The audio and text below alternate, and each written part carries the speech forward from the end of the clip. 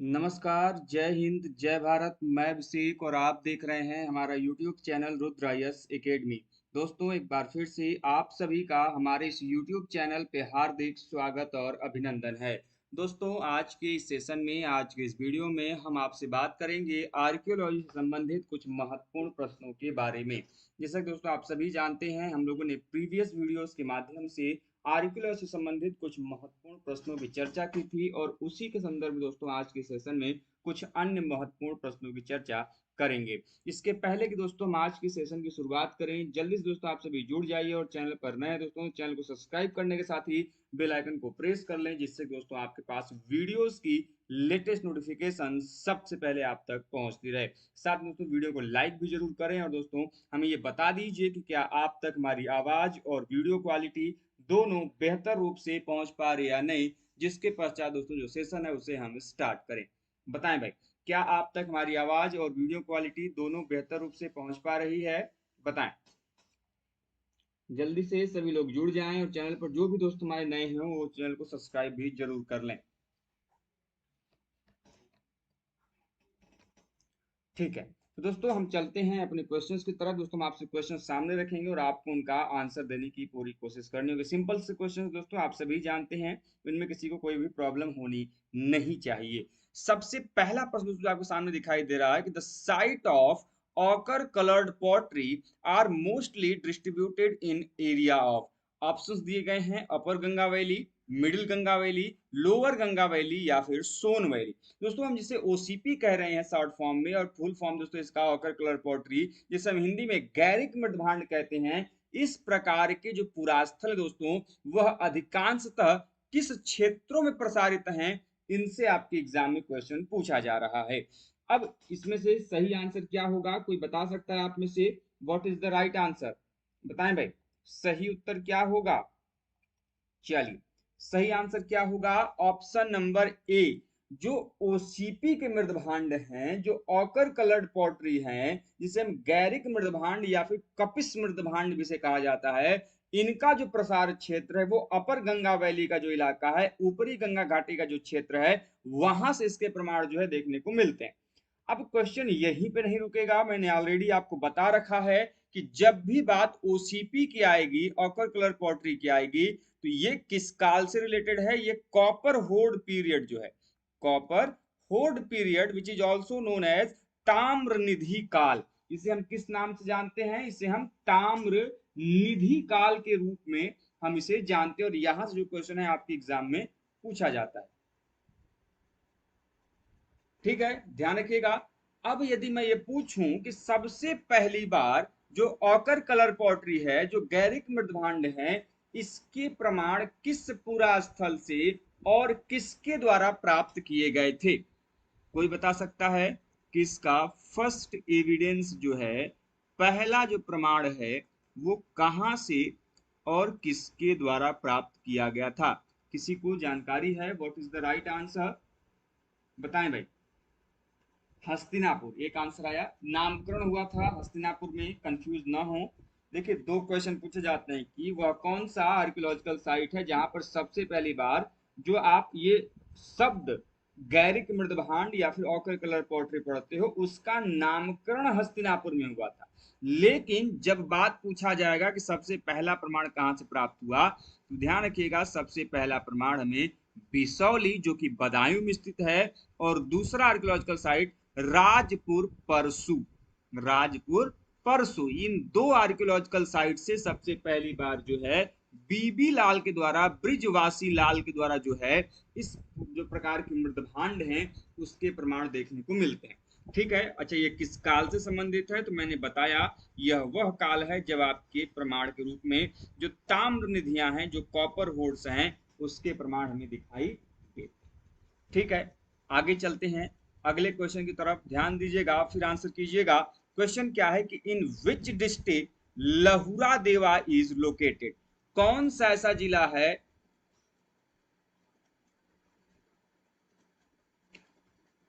जहां पे लहुरा देवा जो पूरा स्थल है वो स्थित है?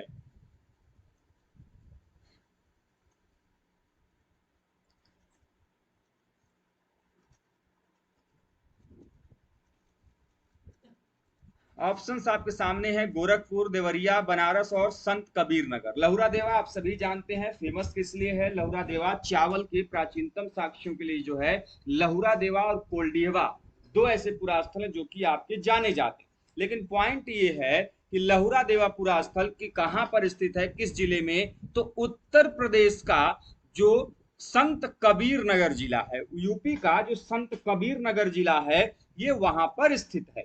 लहुरा देवा के बारे में आप सभी कोई अन्य जानकारी बता सकते हैं क्या, किसका सही आंसर क्या होगा? लहुरा देवा जो पूरा स्थल है इसके बारे में आपको जानकारी है? बताएं भाई, किस काल का है लहुरा देवा पूरा स्थल? कोई बता सकता है? जो लहुरा देवा पूरा स्थल है यह किस काल से संबंधित है, ये आपको बताना है। बताइए भाई।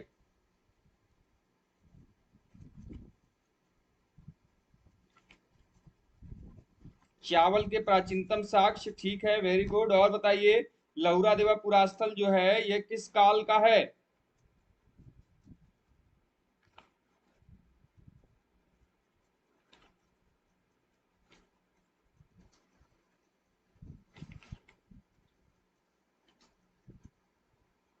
चलिए, ये मेसोलिथिक पीरियड के जो प्रमाण हैं, नियोलिथिक जो आपका मुख्य रूप से प्राप्त होता है, और अर्ली जो लेट मेसोलिथिक पीरियड है उसके भी जो प्रमाण है यहाँ से दिखाई देते हैं। मुख्यतः ये आपके नियोलिथिक फेज से संबंधित है, लेकिन यदि हम ऐसे बात करेंगे तो यहाँ पे लेट मेसोलिथिक पीरियड तक भी जो है प्रमाण जाते हैं, लेकिन मोटे मोटे तौर पे जो है आप यहाँ पे नौ पाषाण काल अर्थात नियोलिथिक पीरियड से जो है इसे एसोसिएट कर सकते हैं। चलिए आगे चलते हैं। अगला बड़ा इंपॉर्टेंट क्वेश्चन है, आपने सोहगौरा इंस्क्रिप्शन का नाम जरूर सुना होगा। सोहगौरा अभिलेख जो कि अर्ली क्या माना जाता है, अर्ली अशोकन या फिर प्री अशोकन इंस्क्रिप्शन ग्रुप में से जानते हैं, मतलब कि अशोक की पहले के जो काल के अभिलेख हैं उसमें सोहगौरा महास्थान जो अभिलेख है आप सभी जानते हैं वो फेमस है।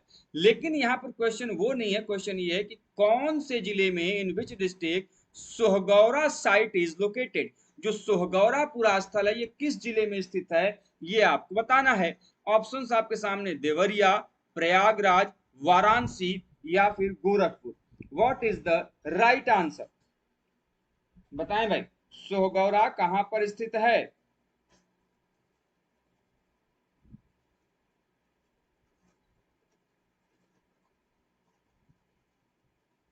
ध्यान रखिएगा, सोगौरा एक ताम्रलेख है, कॉपर प्लेट इंस्क्रिप्शन है, आप सभी जानते हैं। सोगौरा गोरखपुर उत्तर प्रदेश में कहां पर स्थित है? यूपी का जो गोरखपुर जिला है वहां पर स्थित है, और यही सोगौरा से हमें कॉपर प्लेट इंस्क्रिप्शन के प्रमाण मिले हैं। किसके प्रमाण मिले हैं?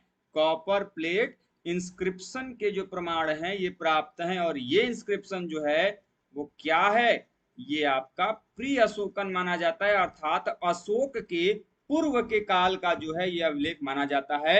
और यह जो पुरास्थल है सोहगौरा, पूछा जा सकता है आपके एग्जाम में कि किस नदी के तट पर स्थित है। आप में से कोई बता सकता है कि सोहगौरा पुरास्थल जो है यह नदी के तट पर स्थित है? किसी को जानकारी है? चलिए, सबसे पहली बात, सोहगौरा एक प्रिय अशोकन, आप सभी जानते हैं कि अभिलेखों की जो शुरुआत है लेखन कला की, मुख्यतः प्रचलन किस काल में हुआ? अशोक के। लेकिन अशोक के पहले के भी अभिलेख मिले हैं, जिसमें महास्थान हो गया सोहगौरा एक इंपॉर्टेंट है। सोहगौरा जो कि आपका इंस्क्रिप्शन है ये कॉपर प्लेट इंस्क्रिप्शन है, एक ताम्र अभिलेख है, और इसके प्रमाण कहां से प्राप्त हुए? तो उत्तर प्रदेश का जो गोरखपुर जिला है वहां पर स्थित है। और ये जो आपके राप्ती, ये जो पुरास्थल है सोहगौरा, ये किस नदी के तट पर स्थित है? ये आपके राप्ती नदी जो है, ठीक है, उसके नदी के तट पर स्थित, यह महत्वपूर्ण है। और यह जो आपका सोहगौरा इंस्क्रिप्शन है, यह आपकी इसकी जो लिपि है वो ब्राह्मी लिपि है, और इसकी जो भाषा है वो क्या है? भाषा प्राकृत है। ठीक है, जो लिपि है, जो आपका स्क्रिप्ट है वो क्या है? वो आपका ब्राह्मी है। लेकिन जब लैंग्वेज की बात की जाएगी तो लैंग्वेज क्या है इसका? लैंग्वेज है आपका ब्राह्म, सॉरी प्राकृत। अगला, द साइट ऑफ लहुरा देवा has given the earliest evidence for domestication of. जिसने भी ये पीडीएफ बनाया है उसने मक्खी को भी स्कैन कर दिया है, कितनी अच्छी बात है ना। चलिए कोई बात नहीं, ये उनके डेडिकेशन को दिखाता है कि कोई भी चीज छूटने न पाए। तो जब ये पीडीएफ बनाया गया होगा तो वहां पे मक्खी रही होगी। क्वेश्चन क्या है, द साइट ऑफ लहुरा देवा has given the earliest evidence for domestication of लहुरा देवा। जो स्थल है ये किसी जन्य किस अनाज के प्राचीनतम साक्ष्य का प्रमाण देता है। तो आप तो देख ही रहे हैं, सिंपल सी चीज है, वीट, बार्ले, राइस, कोडो मिलेट। ठीक है, कोडो मिलेट को आप समझ प्रकार से ज्वार कह सकते हैं। ठीक है, तो लहुरा देवा के प्रमाण कहां से प्राप्त है, मतलब किस चीज के प्रमाण प्राप्त हैं, तो आपको अतिरिक्त बताने की आवश्यकता नहीं है। ठीक है, तो आप सभी जानते हैं लहुरा देवा जो पूरा स्थल है वो किसका है, चावल के साक्ष्य के लिए प्रसिद्ध है। मक्खी अपना पूर्ण रोल प्ले कर रही है, क्वेश्चंस भी, मक्खियां भी। ठीक है, अब मक्खी की बात आ गई है तो यहां से मेरे को एक दिमाग में क्वेश्चन आया कि ये बताइए, मधुमक्खी के छत्ते के समान, मधुमक्खी के छत्ते के समान जो पुरास्थलीय जानकारी है वो कहां से प्राप्त हुई है। जो आवासीय स्थल है उनका मधुमक्खी के छत्ते के समान था, ये पुरास्थलिक प्रमाण कहां से प्राप्त हुए, क्वेश्चन पूछा जाता है। यदि आपको याद होगा तो उसका आंसर आप दे सकते हैं। अगला question, the earliest agricultural tools of iron have been found eight.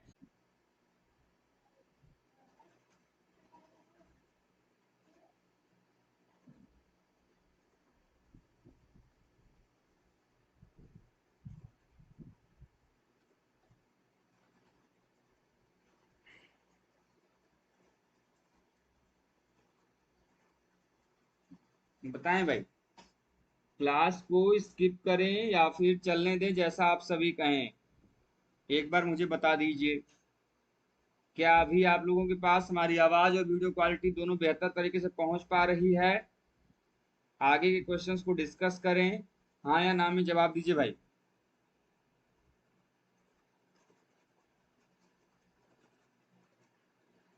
जल्दी बताइए। चलिए, वैसे इसका सही आंसर मैंने बता दिया, क्या होगा, जो आपका प्रमाण है आपके एग्रीकल्चरल टूल्स के प्रारंभिक वो कहाँ से मिले हैं, मलहर से मिले हैं, पैसरा से नहीं। पैसरा आपके बिहार से महत्वपूर्ण पुरास्थल के प्रमाण प्राप्त होते हैं, जब हम आपको जाएंगे पैसरा के बारे में तो बताएंगे वहां पे। फिलहाल वापस हम आते हैं, महदहा, दमदमा और सरायनाहर राय, ये मेसोलिथिक पीरियड के काफी महत्वपूर्ण पुरास्थल हैं, जिनके बारे में जानकारी हम लोग जब मेसोलिथिक पीरियड पढ़ेंगे तो वहां पर हम आपको डिटेल में बताएंगे। इसके अलावा लौरा देवा मैंने आपको बताया, और जखेरा भी एक आपका महत्वपूर्ण आयरन एज का संबंधित महत्वपूर्ण पूरा स्थल है। चलिए, ठीक है, आगे बढ़ा जाए। अगला क्वेश्चन क्या है, ध्यान से सुनिएगा कि the vertical method of excavation helps in reconstructions of which of the following. उत्खनन की जो लंबवत तिथि विधि है, तिथि विधि यहाँ पर गलत है, यहाँ पे केवल केवल और विधि होनी चाहिए। तो उत्खनन की जो लंबवत विधि है इसका प्रयोग किसकी पुनर्रचना में किया जाता है? ऑप्शन, कल्चरल हिस्टोरिएशन, कल्चरल डायनामिक्स, या फिर एथनोलॉजी। किसके लिए किया जाता है? खासकर ध्यान रखिएगा, वर्टिकल एक्सकेवेशन की बात कर रहा है, कल्चरल हिस्ट्री की, कल्चरल डायनेमिक्स की, म्यूटेशन की, या फिर एथनोलॉजी की। वर्टिकल एक्सकेवेशन है, ध्यान रखिएगा। सही आंसर क्या होगा? लंबवत उत्खनन। दो प्रकार के उत्खनन होते हैं, आप सभी जानते हैं, वर्टिकल एंड हॉरिजॉन्टल। वर्टिकल जिसमें आपके कल्चरल सीक्वेंसेस के पता चलता है, और जो आपका हॉरिजॉन्टल होता है उसमें किसी कल्चर के पूरे प्रमाण के बारे में पता चलता है।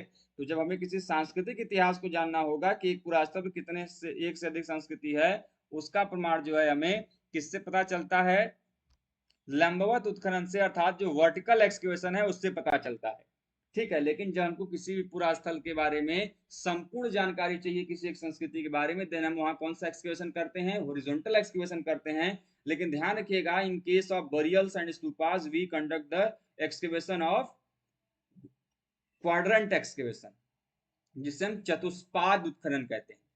तो स्तूपों और समाधानों के उत्खनन के लिए हम चतुष्पाद विधियों का उत्खनन करते हैं, जबकि जो आपकी समाधियां होती हैं उनके उत्खनन के लिए, कब्रिस्तान के उत्खनन के लिए जो है पैरेलल एक्सकेवेशन, जिसे हम समानांतर उत्खनन कहते हैं, उसका प्रयोग किया जाता है।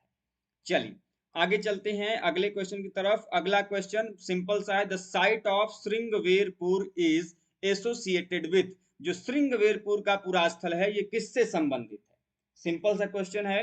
रामायण, महाभारत, बौद्ध का महावीर, तो ये ऑलरेडी हम लोगों ने डिस्कस भी किया हुआ है। लाइक्स की संख्या काफी कम है भैया, इसे काम नहीं चलेगा, लाइक्स तो करने पड़ेंगे। बताइए what is the right answer. कम से कम भैया लाइक्स कर दो, इतने आप लोग जुड़े हो। आगे लाइक करो, उसके बाद पढ़ाएंगे। लाइक करिए, मेहनत आप लोगों के लिए की जाती है, कहना पड़ता है डेली। बहुत नाइंसाफी है ना।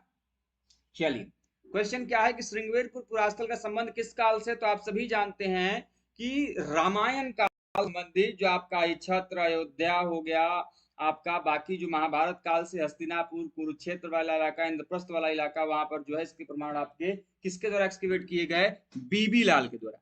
ध्यान रखिएगा, कई बार क्वेश्चन आपके एग्जाम में आपको पूछा जा सकता है, जैसे कनिंघम का जो वर्क है, कनिंघम का जो कार्य है, वे वेनसांग के कार्यों पर आधारित है। ठीक उसी प्रकार जब पूछा जाए कि भैया बीबी लाल का कार्य किस कार्य पर आधारित है, तो बीबी लाल ने जो भी कार्य किए हैं वो रामायण और महाभारत के संबंधित जो पुरास्थल है उनको खोजने का कार्य, उनके उत्खनन का कार्य जो है वो बीबी लाल अर्थात ब्रिजवासी लाल को जाता है। ठीक है, और आपके एग्जाम में क्वेश्चन पूछा जाता है कि श्रृंगेरपुर का उत्खनन करता कौन है, तो ध्यान रखिएगा श्रृंगेरपुर का जो उत्खनन करता है वो है आपका बीबी लाल। भारद्वाज आश्रम हो गए, सभी इनके द्वारा ही एक्सकेवेट किए गए थे। चलिए आगे पढ़ते, ये बताइए आपको क्या फिर से एक बार कौन सी साइट कहां पर स्थित है, किसके द्वारा एक्सकेवेट की गई, किस नदी पर स्थित है, उसको फिर से लाइव क्लास में पढ़ाना होगा क्या, या फिर जो मैंने पीडीएफ दिया है उससे काम हो जाएगा। बताइए, जो पीडीएफ मैंने आप लोगों को प्रोवाइड कराई थी उससे काम हो जाएगा, या फिर आप लोगों को मैं अलग से लाइव क्लास में उसे एक्सप्लेन करूं, बताएं।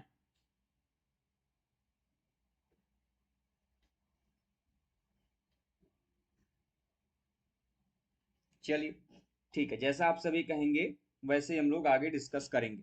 क्वेश्चन अगला क्या है कि which ware is associated with the copper hoard culture, ताम्रनदी संस्कृति को किस मृदभांड परंपरा के साथ संबद्ध किया जाता है। ठीक है, जो ताम्रनदी संस्कृति है उसको किस मृदभांड परंपरा के साथ जोड़ा जाता है, तो ऑप्शंस आपके सामने है, black and red ware, occur coloured pottery, northern and black polished where और पेंटेड ग्रे वेयर। ठीक है, क्लास, ठीक है ले लिया जाएगा किसी दिन लाइव क्लास में, मैं जो उसको है 2 या 3 पार्ट में एक्सप्लेन कर दूंगा। अभी जहां तक मैंने आप लोगों को भेजा है वो आधे से ज्यादा उसमें कवर कर लिया गया है, तो 50 या 60 के आसपास जो मैंने साइट मैंने लिखी है उनको मैं एक्सप्लेन कर दूंगा, बाकी जो है नेक्स्ट उसको पार्ट में हम लोग डिस्कस कर लेंगे।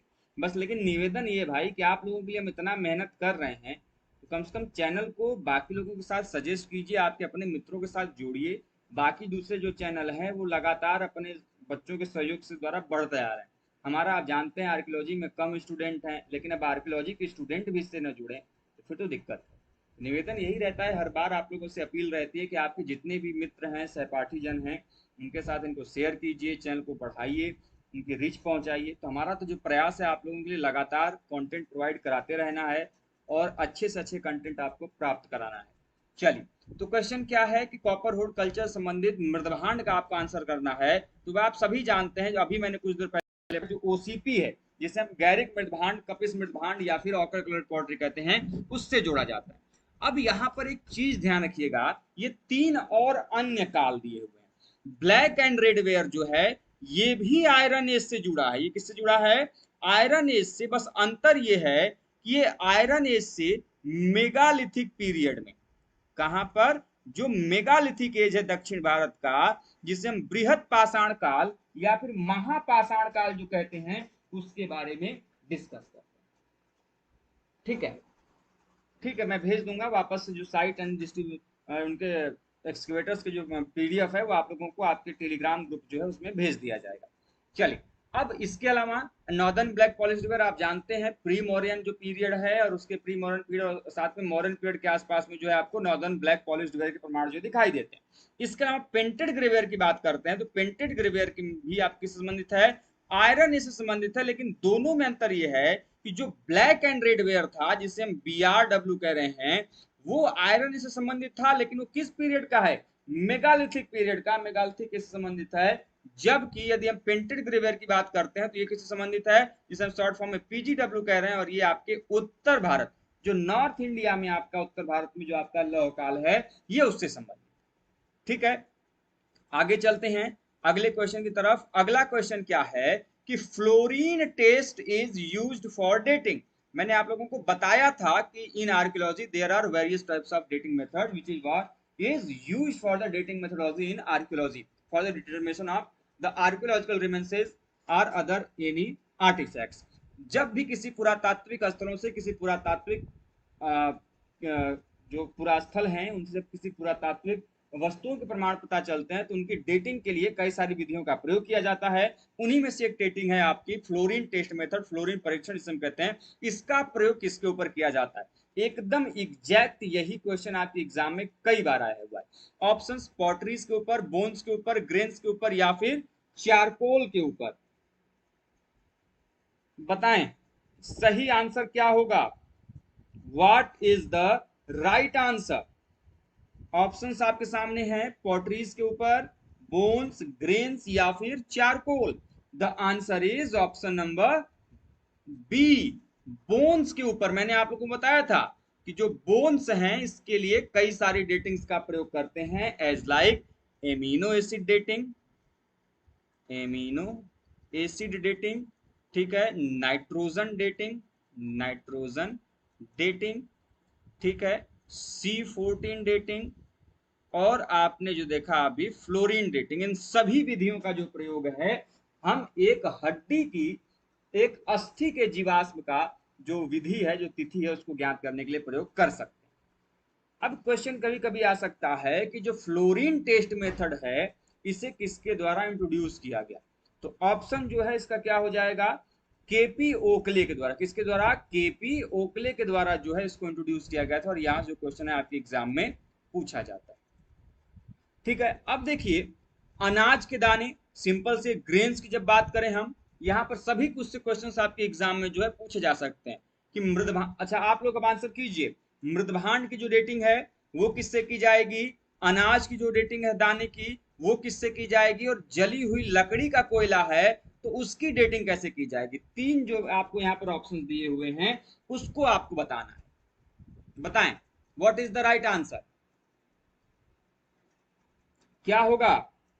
केपी ओकले के द्वारा फ्लोरीन टेस्ट मेथड जो है प्रयोग किया गया था। लेकिन मृदभांड की बात करते हैं तो मृदभांड जो है ये टीएल डेटिंग, जितनी भी पॉटरीज होती हैं उनकी डेटिंग किससे निकाली जाती है?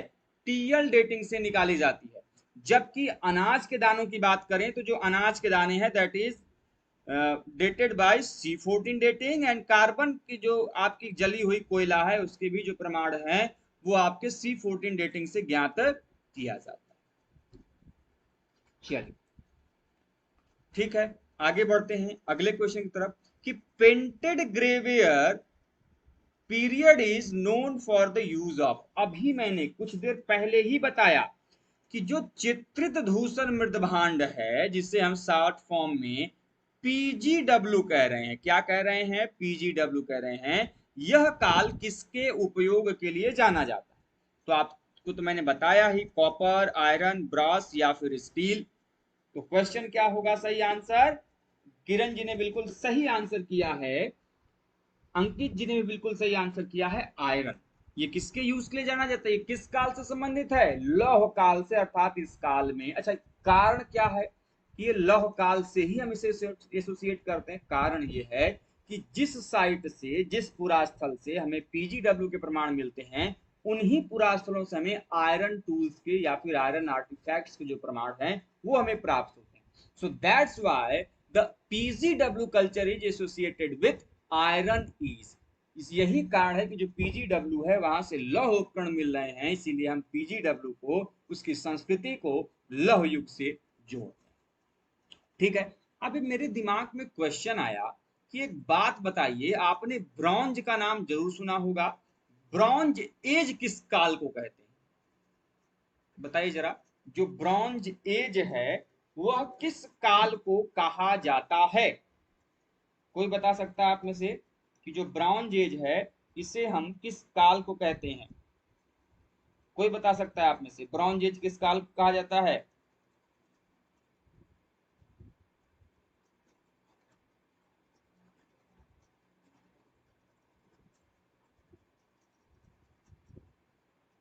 चलिए, वेरी गुड। ब्रॉन्ज एज जो है, ठीक है, ये इंडस वैली सिविलाइजेशन, आईवीसी का मतलब आई से इंडस, वी से वैली, सी से सिविलाइजेशन, इंडस वैली का जो काल है, सिंधु घाटी सभ्यता का जो काल है, वो किस नाम से जाना जाता है? ब्रॉन्ज एज के रूप में, अर्थात कांस्य युगीन सभ्यता भी से कहते हैं। What is the reason behind? कारण यह है कि इस काल में हमें ब्रॉन्ज से संबंधित जो टूल्स हैं, जो आर्टिफैक्ट्स हैं, उनके जो प्रमाण है यहाँ पर हमें दिखाई देते हैं। यही कारण है कि ब्रॉन्ज का जो है इस काल को कांस्य युगीन सभ्यता या फिर ब्रॉन्ज एज के रूप में जानते हैं। अब क्वेश्चन आता है कि जो ब्रॉन्ज एज है, जो यहाँ पर एलॉय के प्रमाण हमें प्राप्त हो रहे हैं, तो क्वेश्चन पूछा जाता है कि ब्रॉन्ज के अंतर्गत कौन कौन से दो मेटल्स हैं जिनको आपस में मिक्स करके एक नया मिक्स्ड जो आपका मेटल है, मिश्र धातु जो है, उसका निर्माण किया जाता है। बताएं भाई, किसी को जानकारी है कि ब्रॉन्ज का जो निर्माण है, ये किन किन धातुओं के निर्माण को मिलाकर इनका प्रयोग किया जाता है? कॉपर एंड टी, ठीक है। और चलिए, वेरी गुड, बहुत बढ़िया। कॉपर और टीन, टीन को एसएन से बोलते हैं, कॉपर को सीयू से बोलते हैं, ठीक है। इन दोनों को जो है आपस में मिलाकर किसका निर्माण किया जाता है? ब्रॉन्ज का जो निर्माण है वो किया जाता है। एलॉय मतलब होता है अयस्क, किन किन अयस्कों को मिलाकर उनका निर्माण करते हैं, ठीक है। आगे चलते हैं अगले क्वेश्चन की तरफ। अगला क्वेश्चन क्या है कि the main handcraft production center of Indian civilization was, Sindhu सभ्यता का प्रमुख हस्तशिल्प उत्पादन केंद्र कौन सा था? The main handcraft production center of Indus civilization was, तो ऑप्शंस आपके सामने है, चनहुदड़ो, कालीबंगा, लोथल, बनावली। मतलब कि जो सिंधु घाटी सभ्यता में हस्तशिल्प संबंधित कार्य थे, हैंडक्राफ्ट प्रोडक्शन था, वो किस पुरास्थल से इसके प्रमाण दिखाई देते हैं? आपके सामने चनहुदड़ो दिया है ऑप्शन में, कालीबंगा दिया है, लोथल दिया है और बनावली दिया है। इसका सही आंसर क्या होगा ये आपको बताना है। बताएं भाई, what is the right answer?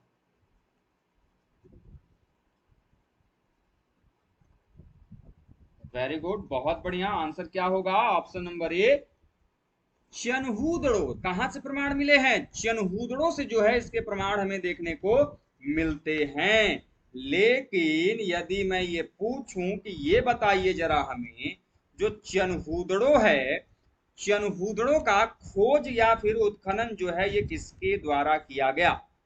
कोई बता सकता है? चनहुदड़ो का खोज या फिर उत्खनन जो है ये किसके द्वारा किया गया, ये आपको बताना है।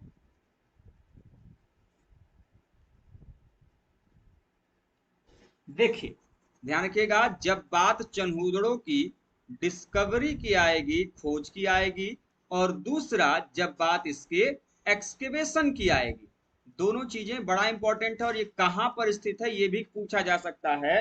तो ध्यान रखिएगा, ये सिंधु नदी के तट पर स्थित जो पाकिस्तान का सिंध प्रांत है, वहां पर स्थित यह महत्वपूर्ण पुरास्थल है। और यह जो पुरास्थल है एनजी मजुमदार के द्वारा, किसके द्वारा? एनजी मजुमदार के द्वारा जो है यह पूरा स्थल खोजा गया। एनजी मजुमदार ने इसे 1931 में 1931 में जो है खोजा था। और जब बात इसके एक्सकेवेशन की आएगी तो इसका एक्सकेवेशन ई मैके के द्वारा, किसके द्वारा? ई मैके के द्वारा जो है 1935 में जो है इसका एक्सकेवेशन किया गया था। ध्यान रखिएगा, इसी चनहुदड़ो को सैफील्ड ऑफ इंडिया के नाम से भी जाना जाता है। क्वेश्चन पूछा जाएगा कि निम्नलिखित में से किस इंडस वैली या किस सांस्कृतिक पुरास्थल को भारत का सैफील्ड कहा गया है? तो ध्यान रखिएगा, चनहुदड़ो उसके नाम से जाना जाता है।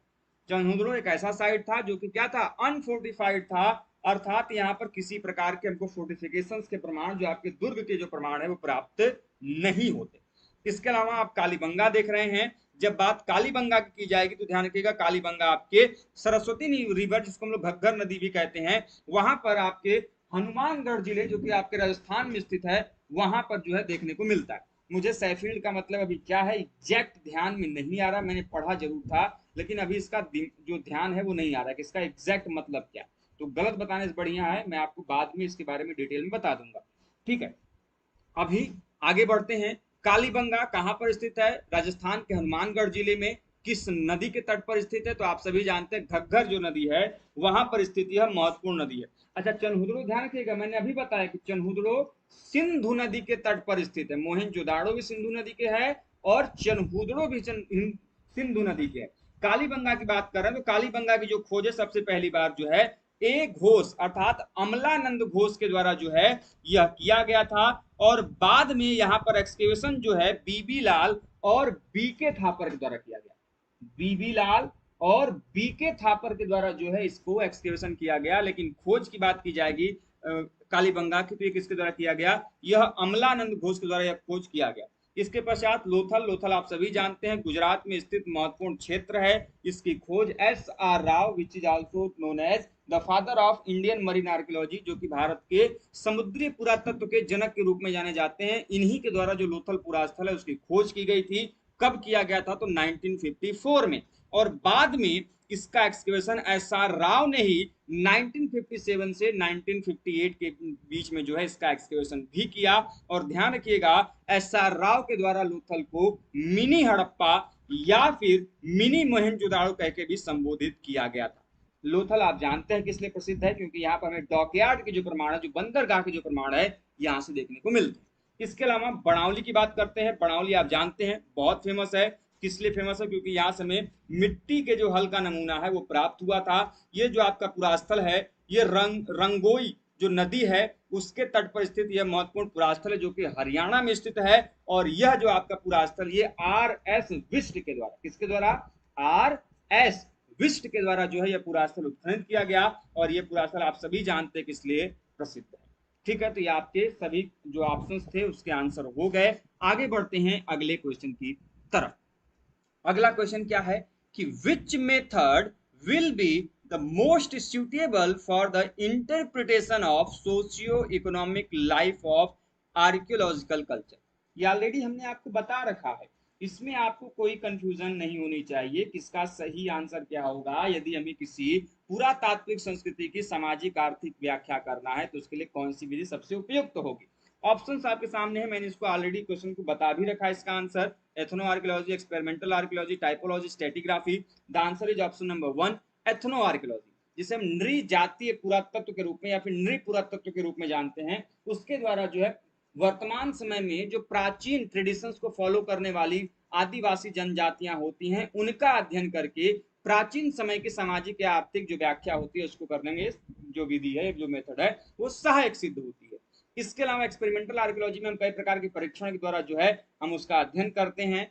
टाइपोलॉजी मृदभांडों के अध्ययन के लिए प्रयोग किया जाता है। और जो स्टैटिग्राफी है ये यूज किया जाता है किसी पुरास्थल के स्तरों के विधि को, उसकी संरचनाओं को और उनके कालक्रम को जानने के। तो ये सभी जो है मैंने आपको बता दिए। उम्मीद करते हैं कि चीजों को समझ में आ रहा होगा। ये समझ में आए तो वीडियो को जल्दी से लाइक कर दीजिए और चैनल पर नए हैं दोस्तों चैनल को सब्सक्राइब भी आप सभी जरूर कर दीजिए। निवेदन है दोस्तों आप सभी से जल्दी से एक बार जल्दी बता दीजिए कि हाँ समझ में आ रहा है, वीडियो को थम्स अप कर दीजिए। उसके पश्चात जो दोस्तों लोग आगे बढ़े अगले पॉइंट की तरफ। कोई कंफ्यूजन, कोई डाउट, कोई समस्या, कोई परेशानी, कोई दिक्कत बताइए भाई, आगे बढ़ा जाए। चलिए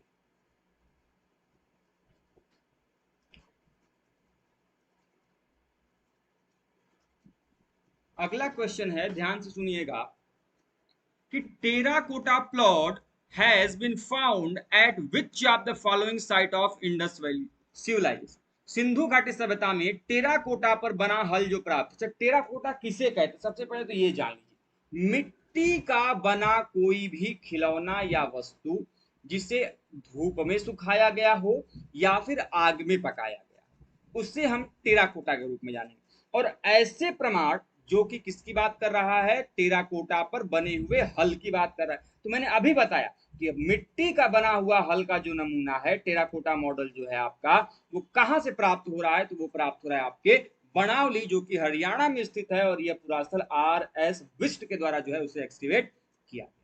बाकी आपका रंगपुर बचा, चावल के साक्ष्य के लिए लोथल और रंगपुर का नाम आपने जरूर सुना होगा, फेमस है। धौलावीरा, धौलावीरा आपकी इसलिए फेमस है तो आप जानते ही हैं कि सिंधु घाटी सभ्यता की जब आप इंडस वैली सिविलाइजेशन जब आप टाउन प्लानिंग पढ़ते तो आपको पता होगा कि इंडस वैली की टाउन प्लानिंग में कोई भी टाउन्स जो है मुख्यतः दो भागों में डिवाइड होते थे।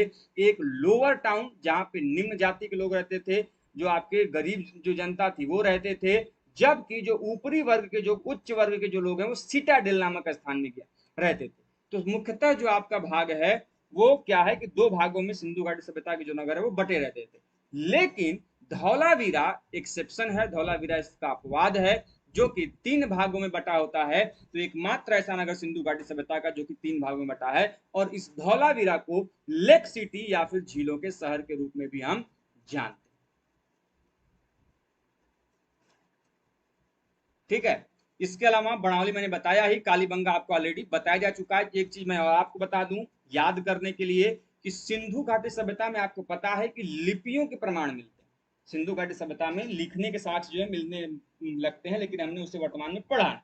लेकिन यहीं से क्वेश्चन बनता है कि सिंधु घाटी सभ्यता की जो है सबसे अधिक लिपि जो है कहां से, इसके लिखित साक्ष्य के जो प्रमाण है वो कहां से प्राप्त है, तो उसके प्रमाण हमें धौलावीरा, ध्यान रखिएगा, इंडस वैली सिविलाइजेशन में लिखित सबसे बड़ा जो साक्ष्य है वो धौलावीरा से प्राप्त है। During the excavation the main gate of Dholavira we founded the largest script of Indus valley civilisation.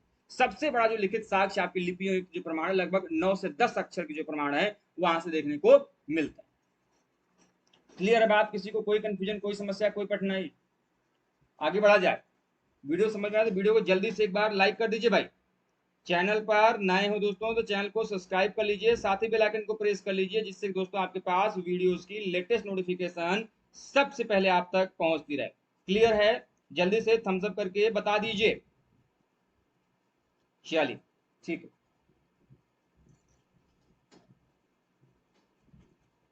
पढ़ने में आनंद आ रहा है ना?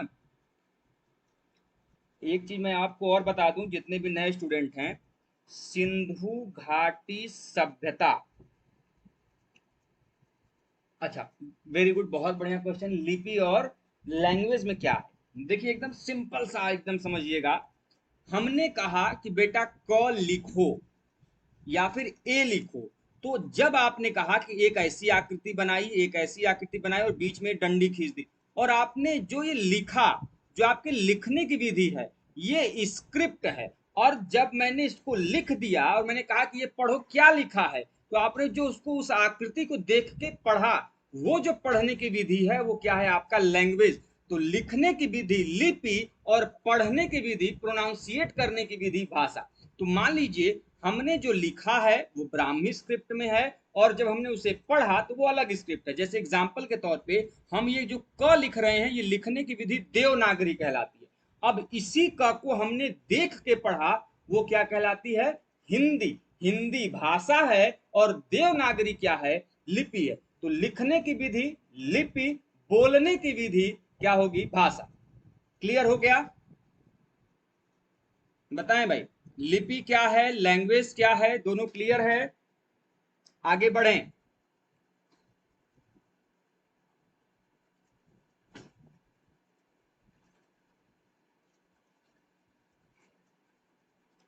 ठीक है, अब देखिए सभी पुरास्थल चाहे वो कहीं पर भी स्थित हो, मैंने बार बार कहा है कि आर्कियोलॉजी के स्टूडेंट के लिए कौन सा पुरास्थल जो है वो किस नदी के किनारे पर स्थित है वो बड़ा इंपॉर्टेंट होता है। ये क्वेश्चन मैंने कहा कि एग्जाम में कई बार पूछा जाता है, वो भी खासकर इंडस वैली सिविलाइजेशन इंपॉर्टेंट है। पूरी हिस्ट्री के तो आपके आर्कियोलॉजिकल साइट्स इंपॉर्टेंट है ही, उसके साथ साथ आपके इंडस वैली सिविलाइजेशन के भी जो, ठीक है मैं वही टॉपिक पे हूँ अभी अंकित जी, तो उसके भी इंपॉर्टेंट बराबर।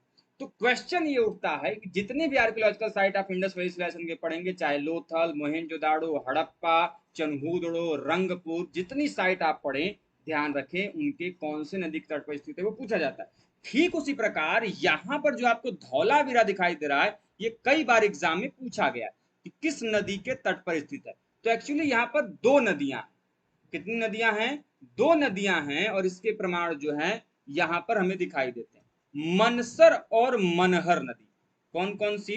मनसर और मनहर नदी जो है इसके प्रमाण यहां से दिखाई देते हैं। बाकी आपकी अलग अलग नदियों के जो प्रमाण है आपको ध्यान रखना। क्लियर है बात? आगे चलते हैं अगले क्वेश्चन की तरफ। अगला क्वेश्चन आपके सामने है, आंसर कीजिएगा कि which goddess was most worshipped in Indus valley. कौन सी ऐसी देवी हैं जिनकी सिंधु घाटी सभ्यता में सबसे अधिक पूजा की जाती है? ऑप्शन यमुना, दूसरा गंगा, तीसरा मदर गॉडेस और चौथा पार्वती।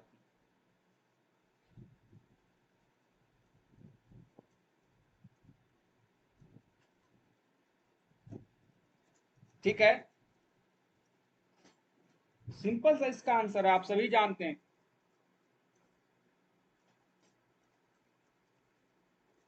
जो सिंधु घाटी सभ्यता है उसमें मातृ देवी की पूजा सर्वाधिक होती थी। क्यों?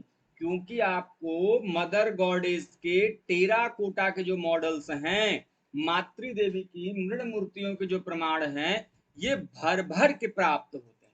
यही कारण है कि वहां पर सिंधु घाटी सभ्यता में मातृ देवी की जो पूजा है, ऐसी मान्यता है कि वो सबसे अधिक मात्रा में होती थी। अच्छा, कभी कभी यही क्वेश्चन आपके एग्जाम में देवों को लेके पूछ लिया जाता है कि सिंधु घाटी सभ्यता में किस देवता की पूजा होती थी।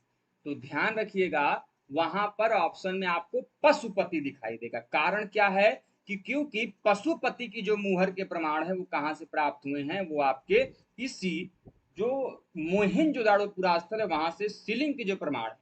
किसके प्रमाण है? शिलिंग, अर्थात मुहर के जो प्रमाण है मोहनजोदाड़ो से प्राप्त है, जिसको हम लोग प्रोटोशिवा या फिर आद्य शिव का रूप मानते हैं।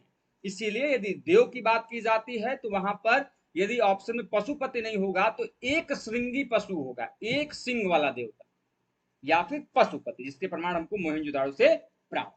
तो ये सभी फैक्ट जब भी आपके दिमाग में आए तो इनको ध्यान रखना। देखिए, यदि मैं चाहता तो आपको 20 क्वेश्चन है, मात्र 10 मिनट में आपके 20 क्वेश्चन में कंप्लीट कर देता, लेकिन आप देखते हैं कि हम एक क्वेश्चन से कितने सारे क्वेश्चन जो बन रहे होते हैं उनकी भी चर्चा करते हैं।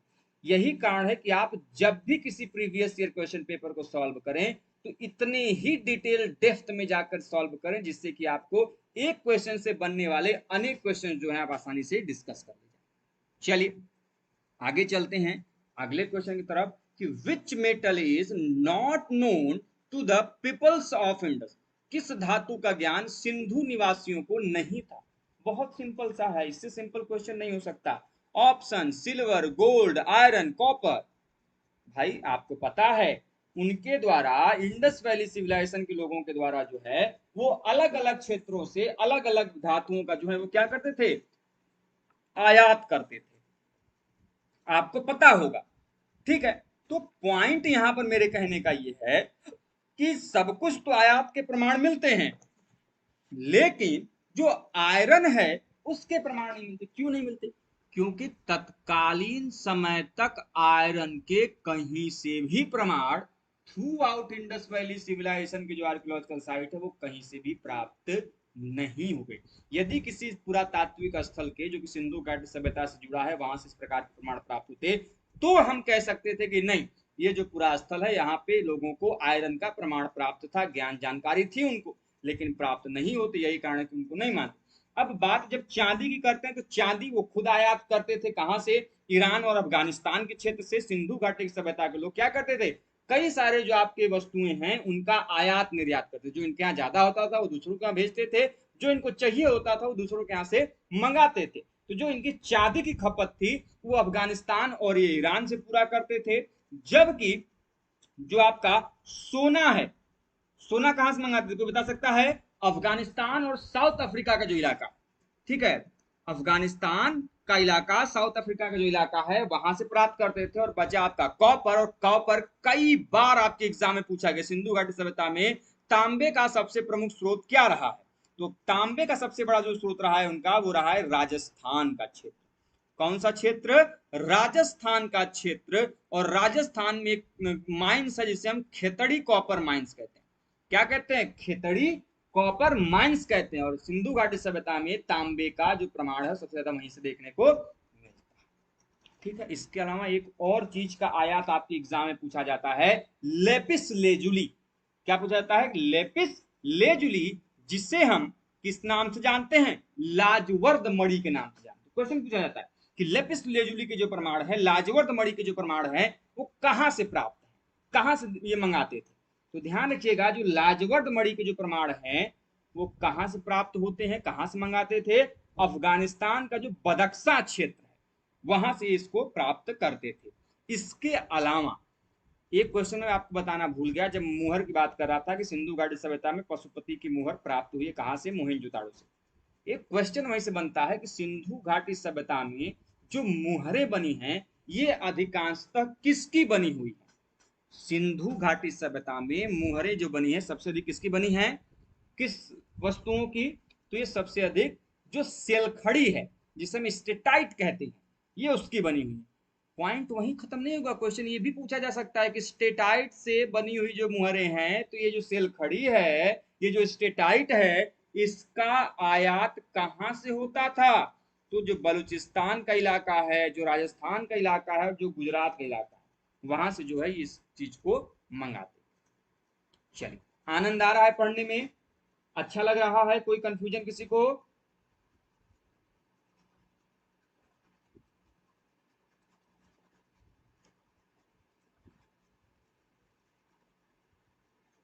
हाँ कह सकते हैं, गोल्ड जो है उस माइन से भी मंगाया जाता था।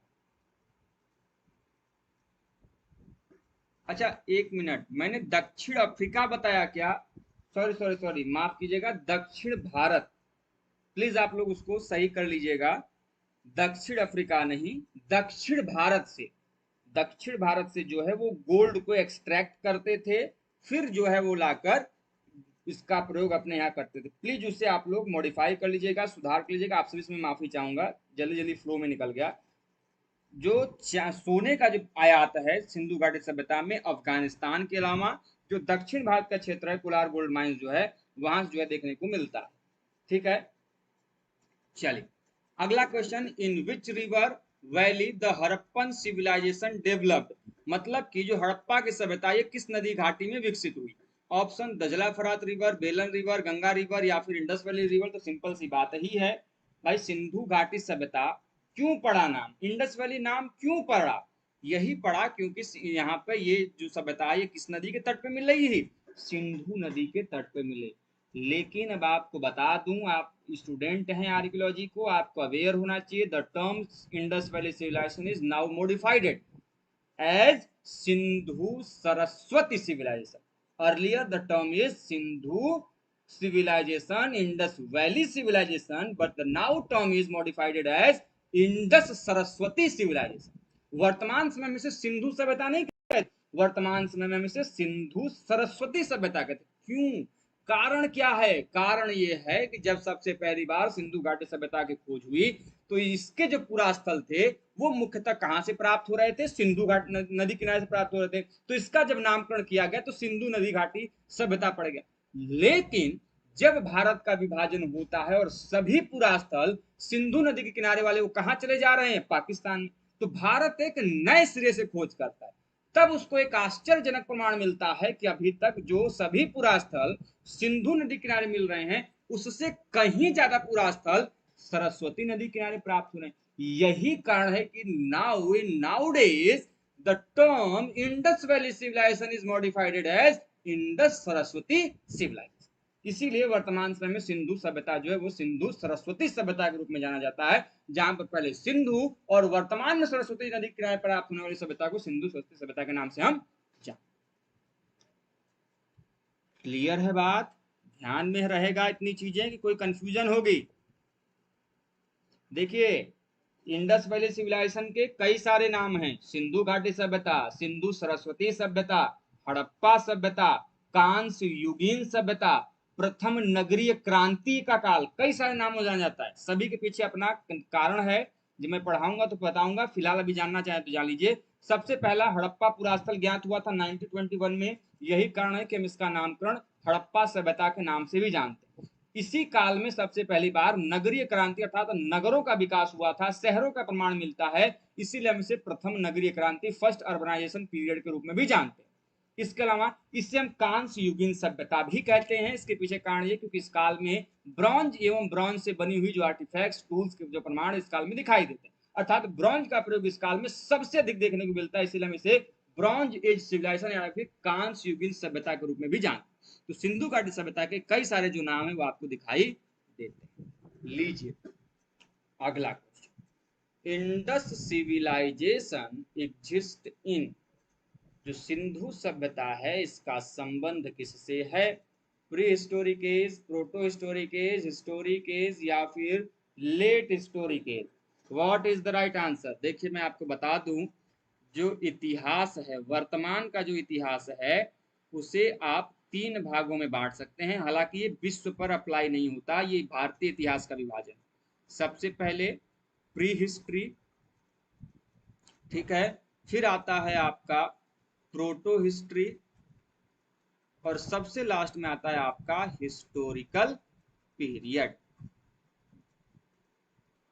ठीक है, तो 3 काल है, प्री हिस्ट्री प्रागैतिहासिक काल, प्रोटो हिस्ट्री आद्य ऐतिहासिक काल, हिस्टोरिकल पीरियड अर्थात ऐतिहासिक काल। अब ध्यान रखिए, ये जो विभाजन है इतिहास का, प्रागैतिहासिक, आद्य ऐतिहासिक और ऐतिहासिक, ये विश्व के संदर्भ में लागू नहीं होता। जहां पर ऐसे किसी संस्कृति का प्रमाण मिले जिनकी लिपियां ज्ञात हों लेकिन हम उसे पढ़ न पाए, वो संस्कृति किसके अंतर्गत आती है? प्रोटो हिस्टोरिक पीरियड के अंतर्गत आती है, अर्थात वो आपके आद्य ऐतिहासिक काल के अंतर्गत आती है।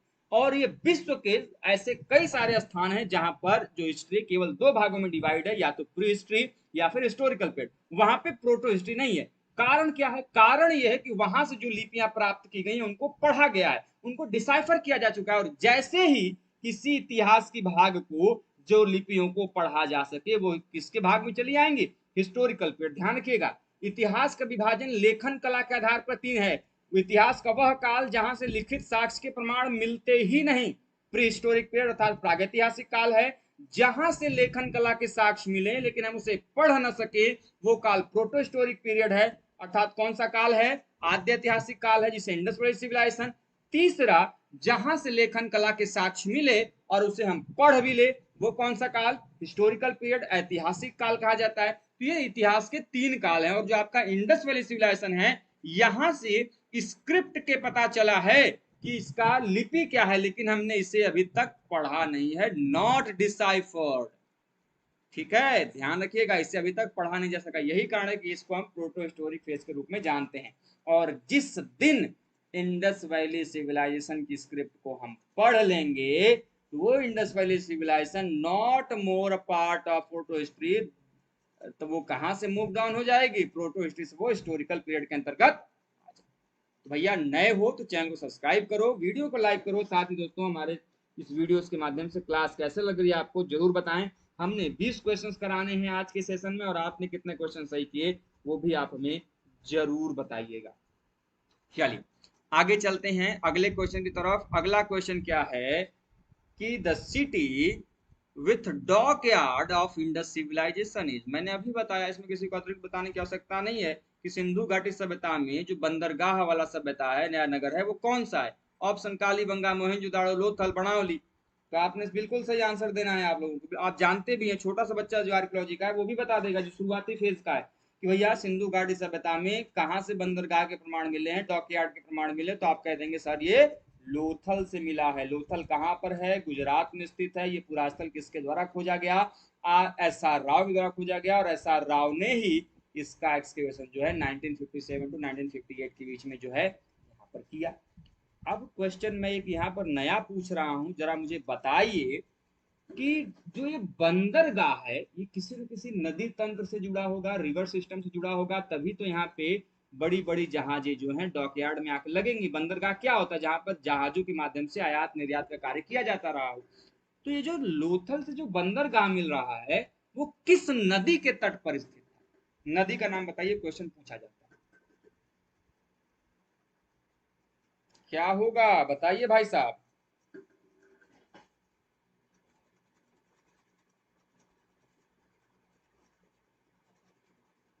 भोगवा नदी। कौन सा? भोगवा रिवर, ठीक है, भोगवा नदी के तट पर स्थित यह महत्वपूर्ण पुरातत्व है। चलिए आगे चलते हैं। बाकी हमने जो पुरास्थल है उनके बारे में ऑलरेडी आपको डिटेल में बहुत अच्छे तरीके से अभी कुछ देर पहले बताया, चाहे वो बड़ावली, मोहनजोदाड़ो या फिर अतिरिक्त। अगला question, which of the following is called mounts of dead? निम्नलिखित में से किसे हम मृतकों का टीला कहते हैं? एक चीज ध्यान रखिएगा, कुछ ऐसे पुरास्थल हैं जिनका अर्थ आपके एग्जाम में पूछा जाता है, मैं उनका नाम लिख दे रहा हूं। जैसे में आपके एग्जाम में मोहिनजोदड़ो का अर्थ पूछा जाता है, ठीक है, कालीबंगा का अर्थ पूछा जाता है, ठीक है, इसके अलावा आपके एग्जाम में धौलावीरा का अर्थ पूछा जाता है। ये तीन ऐसे नाम हैं जो कि इनका अर्थ पूछा जाता है, मैं एक एक करके बता देता हूं। जो मोहिंजोदारो है, ठीक है, ये आपका सही आंसर होगा, इसे हम मृतकों का टीला कहते हैं। कालीबंगा, काली चूड़ियों का प्रदेश कालीबंगा, ब्लैक बेंगल्स कहा जाता है इसको हिंदी में। धौलावीरा, धौल का मतलब होता है सफेद और वीरा का मतलब होता है कुआं, तो सफेद कुओं का शहर या फिर कुओं का जो शहर है हम किसे कहते हैं? धौलावीरा। ठीक है, अब पॉइंट यहाँ पर है कि मोहिंजोदाड़ो जो है इसको हम मृतकों का टीला कह रहे हैं, ठीक है, अपनी अलग चीज है। मोहिंजोदाड़ो से ही हमें स्तूप के भी प्रमाण मिले। यही कारण है कि क्वेश्चन आपके एग्जाम में पूछा जाता है कि वह सिंधु घाटी सभ्यता का कौन सा ऐसा शहर है जहां से हमें स्तूप का प्रमाण मिला है। कई बच्चे तो कंफ्यूज हो जाएंगे, सर इंडस वैली सिविलाइजेशन में स्तूप? अरे महाराज, कई बार बच्चे कंफ्यूज हो जाते हैं। ये इंडस वैली के पुरास्थल पे मिला, इसका मतलब ये नहीं कि ये इंडस वैली काल का है, ये बाद का। ये जो स्तूप है ये कुषाण पीरियड का है। ये कब का है? कुषाण एज का है, कुषाण पीरियड का है, अर्थात इसको माना जाता है कि ये कनिष्क के काल में निर्मित माना जाता है। यही कारण है कि मोहिंजोदाड़ो को स्तूप सिटी के रूप में, स्तूपों का शहर के रूप में जो है इसे स्थापित किया जाता है। ठीक है, मोहनजोदाड़ो आप जानते हैं इसे कब एक्सकेवेट किया गया? तो 1922 में राखल दास बनर्जी द्वारा, आर.डी. बनर्जी द्वारा। किसके अध्यक्षता में? तो सर जॉन मार्शल की अध्यक्षता में इस पुरास्थल के बारे में जानकारी जो हमें 1922 में सबसे पहली बार देखने को मिलती। और आज के इस सेशन के सबसे अंतिम प्रश्न की तरफ चलते हैं, उसके पश्चात जो है आज का ये सेशन हमारा कंप्लीट होगा। आपने इन सेशन में कितने क्वेश्चन सही किए ये आपको बताने। क्या आंसर होगा कि who excavated Harappa for the first time? Option Dayaram Sahni, John Marshall, RD. Banerjee या फिर Alexander Cunningham. What is the right answer?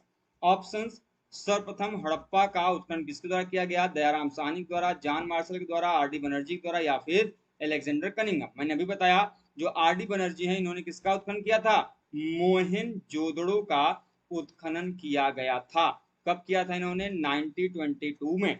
लेकिन इसका सही आंसर क्या होगा? तो आप सभी बिल्कुल समझदार हैं, आप इसका बिल्कुल आंसर दे सकते हैं। दयाराम साहनी, अर्थात 1921 में 1921 में जो है सबसे पहली बार दयाराम साहनी द्वारा जो है इस पुरास्थल के बारे में जो जानकारी हमें प्राप्त होती है वो भी किसकी अध्यक्षता में? सर जॉन मार्शल की अध्यक्षता में। सर जॉन मार्शल ये वही है जिनके काल में सबसे पहली बार इंडस वैली सिविलाइजेशन के जो प्रमाण है वो प्राप्त होते हैं, और इन्हीं के द्वारा, सर जॉन मार्शल के द्वारा ही स्तरीकरण के लिए जो स्तरों का जो निर्धारण है वो समुद्री स्तर के आधार पर किया जाता था। कई बार आपके एग्जाम में क्वेश्चन पूछा जाता है कि स्तरों का निर्धारण समुद्री स्तरों के आधार पर किसके द्वारा किया गया, तो ध्यान रखिएगा उसका प्रयोग जॉन मार्शल ने किया अपने उत्खनन में। अर्थात अब उत्खनन के दौरान जो स्तरों का निर्धारण था ये समुद्री जो जल स्तर होता था उसके आधार पर ये उसका निर्धारण करते। बाकी आप एलेक्जेंडर कनिंघम के बारे में जानते ही हैं। एलेक्जेंडर कनिंघम जिनको कि भारतीय पुरातत्व के जनक के रूप में हम जानते हैं, जो कि अपने आप में काफी ज्यादा महत्वपूर्ण है। यही ऐसे व्यक्ति हैं जिनके द्वारा जो है भारतीय पुरातत्व को एक नई दिशा दी गई, और यही भारत के एएसआई के प्रथम महानिदेशक अर्थात डायरेक्टर जनरल के रूप में भी जाने जाते हैं। इनका जो कार्य है वो जो वेन सांग है उनकी यात्रा वृत्तांत पर, उनके ट्रेवल्स अकाउंट पर जो है वो स्थित। ठीक है दोस्तों, इस प्रकार से हम लोगों ने आज के सेशन में 20 प्रश्नों की चर्चा की। आपको क्या लगता है कि आपने इन 20 प्रश्नों में से कितने प्रश्न सही किए? ये आप हमें कमेंट बॉक्स में जरूर बताइएगा कि आपने इन 20 प्रश्नों में से कितने प्रश्न जो है आपको लगता है कि आपने सही किए होंगे। बिल्कुल ऑनेस्टी से, बिल्कुल ईमानदारी से। ऐसा नहीं है कि आप एग्जाम हॉल में बैठे हैं आपका माइनस मार्किंग हो जाएगा, कोई कंफ्यूजन हो जाएगा किसी। देखिए एक बात एकदम दिमाग में रखिएगा, आपको बताया भी गया होगा, आपके माता पिता ने जरूर बताया होगा कि कुछ लोगों से झूठ नहीं बोलना चाहिए। शिक्षक से, वकील से और डॉक्टर से, इन तीन लोगों से तो झूठ बिल्कुल भी नहीं बोलना चाहिए, क्योंकि यदि आप इनसे झूठ बोलेंगे तो ये आपके लिए जो है क्या हो जाएगा? गड़बड़ हो जाएगा। बिल्कुल ईमानदारी से, बिल्कुल वो से कि आपने कितना सही किया, इसमें कोई शर्म की बात नहीं है। नंबर आपके जो सही नंबर हैं वो कम है, उन्हें आप कोशिश कीजिए आगे सही करने की, और सही है तो बिल्कुल आप कॉन्फिडेंट होइए और अच्छा प्रयास कीजिए आगे वाले आने वाले क्वेश्चन के लिए।